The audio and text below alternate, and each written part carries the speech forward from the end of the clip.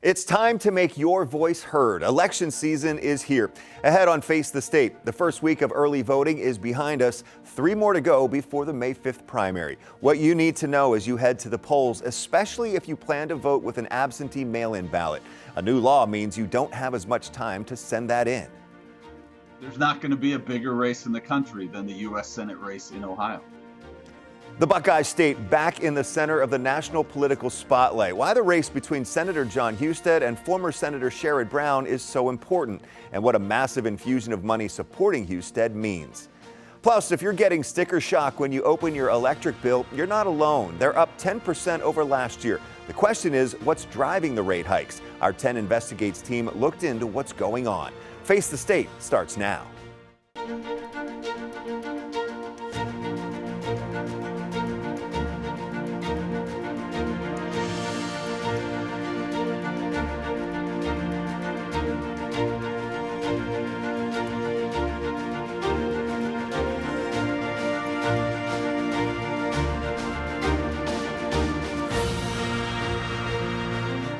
Thanks for joining us for Face the State. I'm Doug Petcash. Voters are already casting their ballots for the May 5th primary election. Early voting started Tuesday. Our camera was at the Franklin County Board of Elections for the first day. We saw a steady flow of voters. Elections officials say more than 400 voters cast ballots that first day, slightly better turnout than they expected. They also mailed out more than 4,200 absentee ballots on the first day alone. And don't forget about a change in state law regarding absentee ballots. The 4-day grace period for mail-in ballots is gone. County Board of Elections offices must receive your ballot by 7:30 p.m. on Election Day. We'll have more on that coming up. Early voting is open at all 88 County Board of Elections offices across the Buckeye State for the next 2 weeks from 8 a.m. to 5 p.m. There will be extended hours during the final week, including weekend hours on May 2nd and 3rd. And again, Election Day is May 5th. And when you go to vote, you will need to bring a valid photo ID. The state accepts these 4 types of ID: an Ohio driver's license, a state of Ohio ID card, a military ID, and a U.S. passport. Joining me now with the important things to know about voting in this election is League of Women Voters of Ohio Executive Director Jen Miller. Jen, good to see you. Thanks for having me. You're welcome. Well, first of all, just what is the mission, the focus of the League of Women Voters? So we've been around for a century. We're nonpartisan. We never endorse candidates or parties. And our job is just to make sure voters have everything they need to participate in free and fair elections. The League has been out doing voter registration drives. What are you seeing from the public this time around?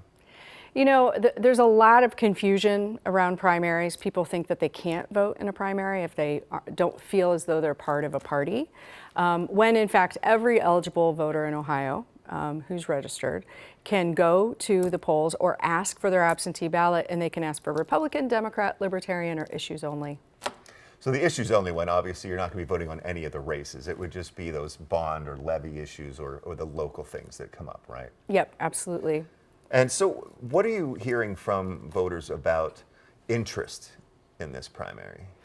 You know, interest in the primary always lags, and this is disappointing. A lot of times it's the party, those who are most aligned with the party who show up, and so we can see party extremes coming out of elections, primary elections. What we want is every voter to participate. Every voter has an interest in this primary. And why is it important then to vote in a primary? Well, and I'll just talk about one thing, which are issues. Think about schools or senior services. Just last year in Meigs County, a 911 levy passed by 5 votes during the primary. When you have low turnout, you have low margins, so every vote truly counts. And there probably goes the other way as well, Yep. where something could lose by just a few votes. Yeah, in Cincinnati, in the greater Cincinnati area, there was a school levy that lost by just 5 votes. So thinking about busing and perhaps the arts or sports suffering just because of 5 votes. You know, you always hear every vote counts, but these are true examples where that really shows it does matter. It truly matters. The other thing about the primary is that all the candidates are watching to see kind of what issues might be salient, and that becomes something that the government may act on before the election and then becomes major campaign platforms in the fall. Now, there is this new law about absentee mail-in ballots. The Yep. 4-day grace period is no longer there. These have to be in by election day. What is it that you really want people who use that system of voting to know? Don't delay. If you have not sent in your absentee ballot request form, please do that immediately or get it directly to the Board of Elections through the Dropbox or the office. And then once you get your ballot, fill that out and get it right back in if you're using the mail. Again, you can also drop it off at the Board of Elections or in the Dropbox. When I talked to Franklin County Board of Elections Director Antone White this past week, he said, you know, they're being told there's a 5 to 7 day lag or, you know, turnaround period for the Postal Service. So how important is it for people to keep that in mind? It's so important because remember that the Board of Elections also has to process your request and get that in the mail. So they need some time too. Every voter should track their ballot. They can actually get onto the Secretary of State site or the Board of Elections site, and they can see if their request form has been accepted, if the ballot is in the mail, if their ballot has been received. So you can track it. Yeah, you can track it. And if you have any questions, call the Board of Elections so that they can help you figure out the best options. What are you hearing in terms of what people think they need to do about voter ID? Yeah, this has been interesting because there's been so much conversation about federal legislation called the Save America Act.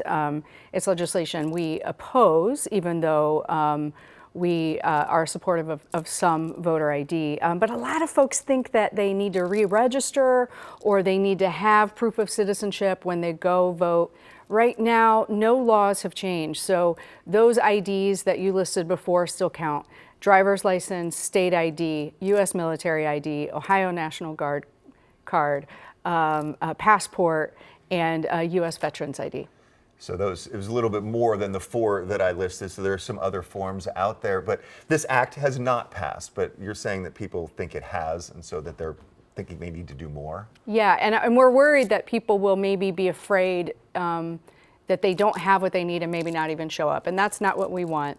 You should always show up. And if you don't have the right ID, you can vote provisionally. And then you have time to come back and prove that. But right now, our ID law stays the same as it's been for a few years. What do you encourage people to do before heading out to vote? We want to make a voting plan. So if you're voting absentee, remember you need to request that absentee ballot as quickly as possible. You can't do that online, and you need to get that back in. If you're voting early, make sure you have your proper ID and make sure you know the hours, because as you noted, the hours change, especially that last week. They change a lot. If you're voting on election day, again, make sure you have your ID and check your polling location, because a lot of times those change. Even if it's been the same for 10 years, something could happen. That facility could be having construction or something else could be going on. And through voteohio.gov or the local Board of Elections offices, you can also get your sample ballot to help do your homework. Yeah, and also the League of Women Voters has a nonpartisan voter guide, vote411.org. You can put your address in there and see what candidates have said. Jen Miller with the League of Women Voters, thank you so much for the information today. Appreciate it. Thank you. Well, still ahead on Face the State. There'll be a campaign arms race in which the Democrats will, if not match these dollars, certainly come close. And we saw A major shot fired in the battle for Ohio's U.S. Senate seat as a Republican PAC announces a huge investment in support of Senator Jon Husted. We're breaking down what it means in his race against former Senator Sherrod Brown. And later, putting Christopher Columbus back on his pedestal. That's what a new lawsuit aims to do after the city of Columbus took down the statue in 2020 and put it in storage.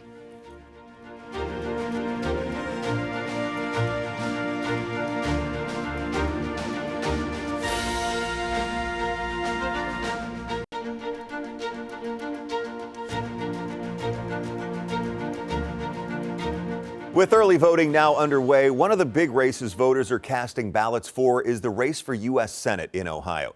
It will likely pit Republican Senator Jon Husted against former 3-term Democratic Senator Sherrod Brown. And Husted just got a big chunk of support from a leading Republican political action committee. Senator Husted is running unopposed. Brown has a primary opponent in Ron Kincaid, but is expected to move on to the general election. The Senate Leadership Fund PAC just announced it will spend $79 million to try to keep Husted in office. The investment signals just how important this race is in determining which party controls the Senate. The Senate Leadership Fund announced it plans to invest $342 million to support Republicans in 8 key Senate races. The $79 million of support for Senator Husted is the largest amount of the 8. SLF Executive Director Alex Latcham said in a news release, Senate Leadership Fund is deploying the resources necessary to ensure Senator Husted is elected in November and Ohioans are rid of Sherrod Brown once and for all. University of Cincinnati political science professor David Niven says the money shows the critical importance of Ohio in determining the balance of power in the U.S. Senate. Ohioans will be reassured we're back in the center of the national political spotlight. After taking a few elections off, there's not going to be a bigger race in the country than the U.S. Senate race in Ohio. Governor Mike DeWine appointed Husted to fill now Vice President J.D. Vance's seat. Brown served 3 terms in the U.S. Senate before losing to Senator Bernie Moreno in 2024.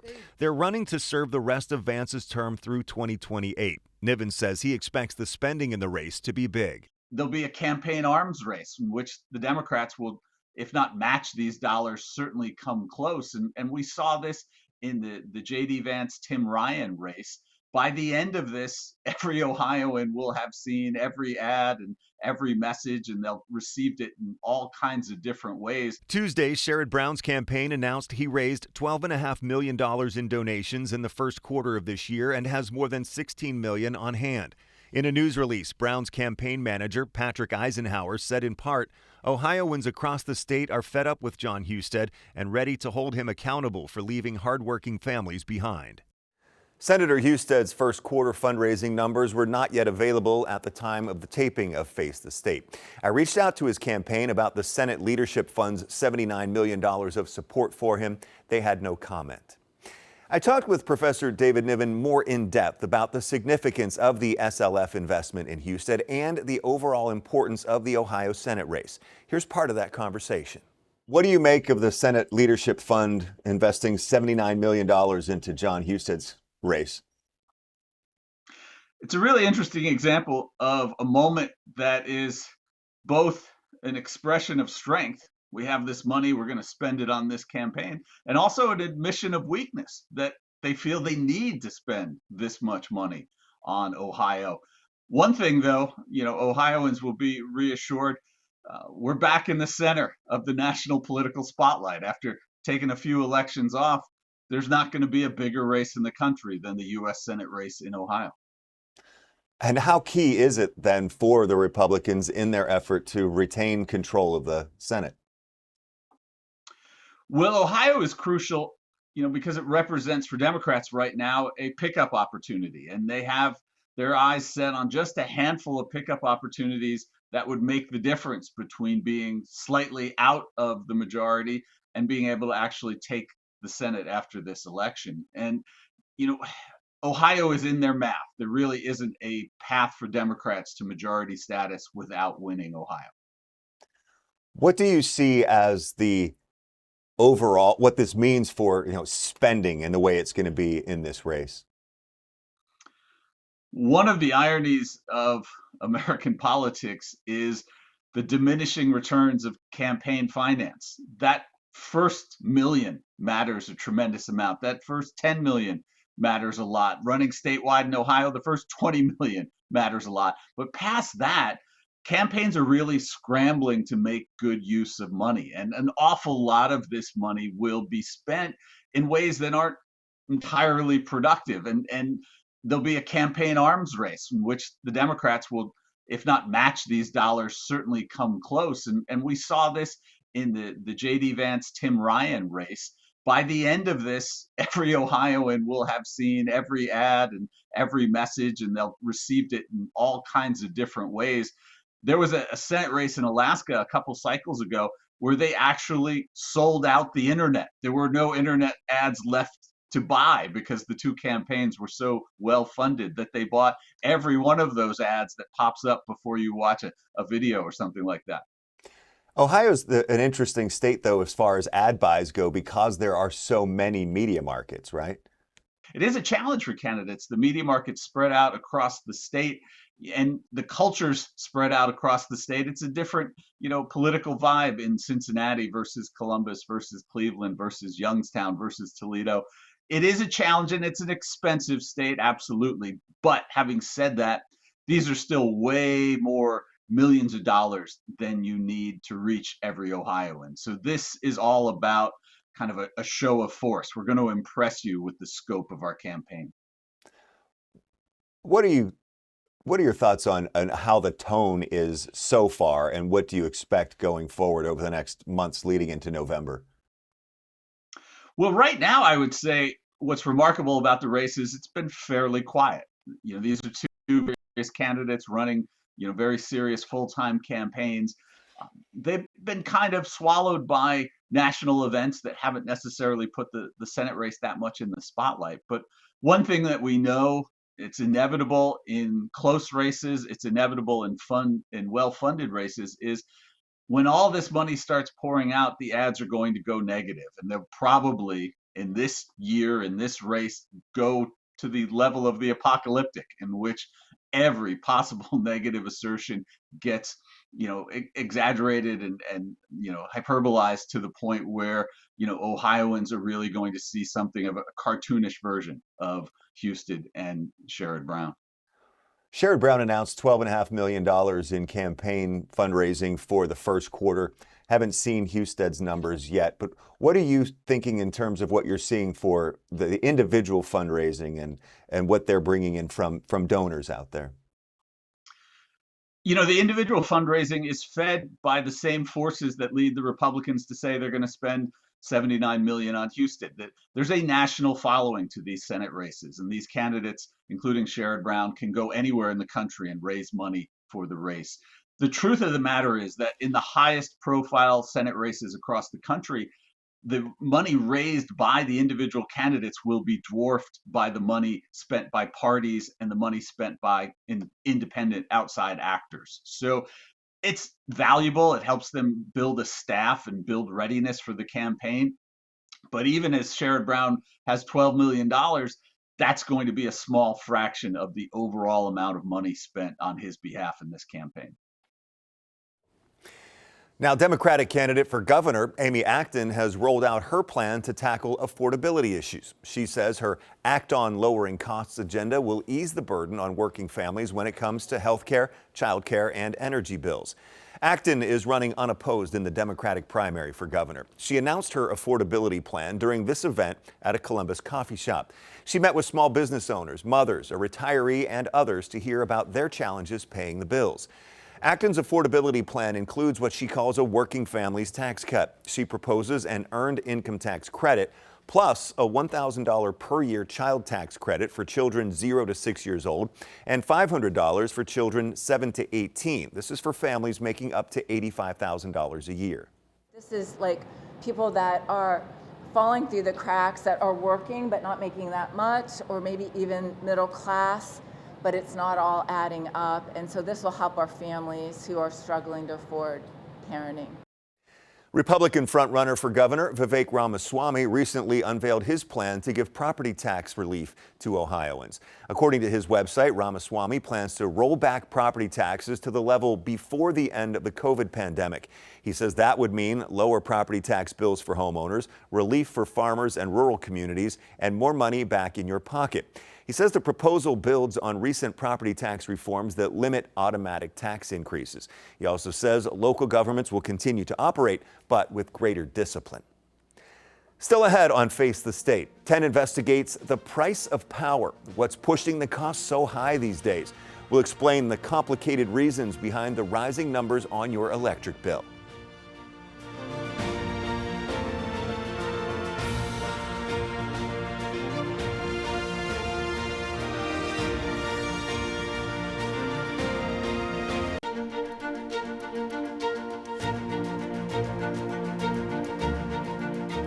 If you find yourself shocked when you open your electric bill, you're not alone. According to the Public Utilities Commission of Ohio, the average electric bill in March of this year is nearly 10% higher than 1 year ago. Many people tell us they're not using more energy, so the big question is, what's driving these price jumps? 10 Investigates reporter Rochelle Aline went searching for answers, and the answer is complicated. What have your recent electric bills looked like? They've went up probably double, I would say, in the last year. I mean, our bill's definitely gone up. I'd say it's probably about a 50% increase. All across central Ohio, the same answer. But why? According to energy provider AEP, part of it is that it's costing them more to get power to you. They're the distribution and transmission charges on your monthly bill. And in this case, this customer paid more for those fees in a month than they did for the electricity they used. To learn more, I sat down with the director of the Ohio Consumers Council. She says the power grid is getting old, and as demand increases, it's going to cost more to maintain it. And she claims there's also been a recent jump in demand from a specific industry that's increasing costs for everyone. We can safely say that data centers are likely causing the need for lots of transmission build and lots of expenses. But reps for the data center industry don't quite see it the same. What I would say is that the data shows that data centers are not, the one factor increasing costs. As the data center industry, we are fully committed to paying our full cost of service for electricity. When we get a bill, we expect it to be our cost in full. The state decides how to divide up the cost to get you your power. And while they've recently set rules for how much new data centers have to pay, the OCC says customers are still footing the bill for existing data centers. What the PUCO has authority to do is figure out how much of those costs should be paid by which customers. That was Rochelle Aline reporting. If you have thoughts about these fees and how much you're paying for electricity, both of the groups Rochelle spoke to say you should contact the state and tell them about it. You can go to this story on our website, 10tv.com, for more details.